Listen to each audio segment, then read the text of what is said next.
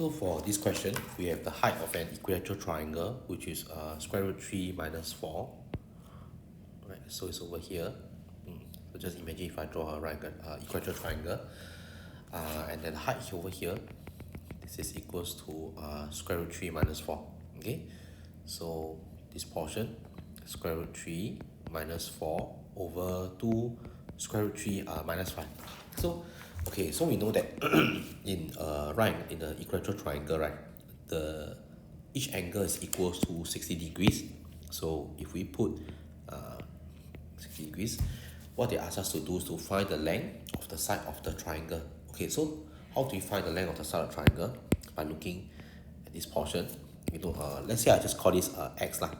Okay,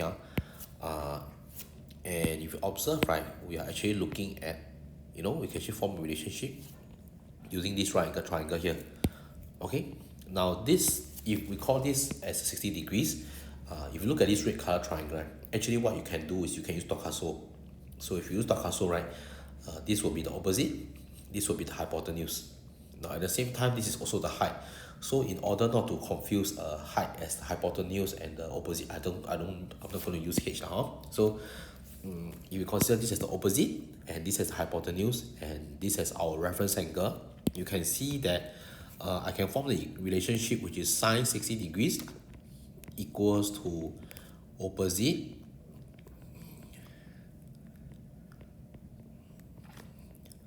over our hypotenuse, which is the x that we are trying to find in the question itself.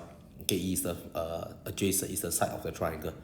So I'll just do some manipulation, and you can, if you apply to the question tells us that sine 60 is square root 3 over 2, right? So, square root 3 over 2.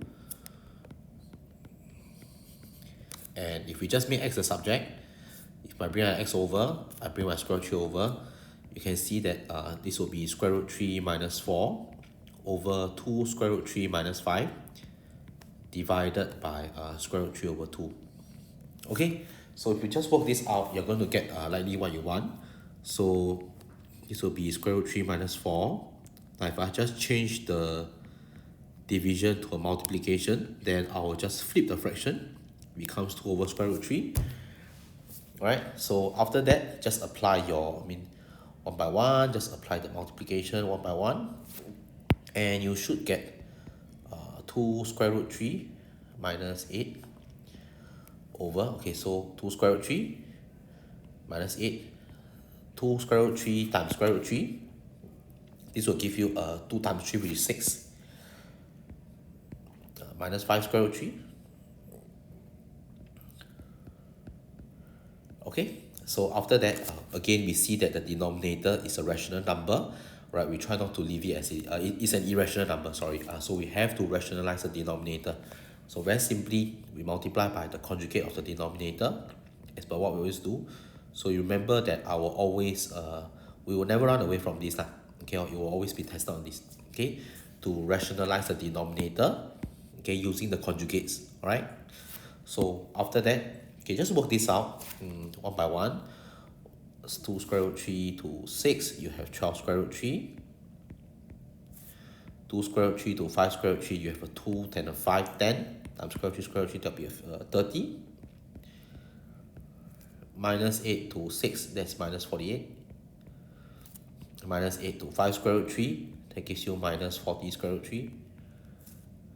And the denominator, I'm just going to use a square minus b square. That's 25 times 3, which is 75. And you just work this out. This will give you eventually 6 over 13 plus 28 over 39 square root 3. Okay, can? Yeah, so I hope you enjoy this video, and do subscribe to find out more. Thank you.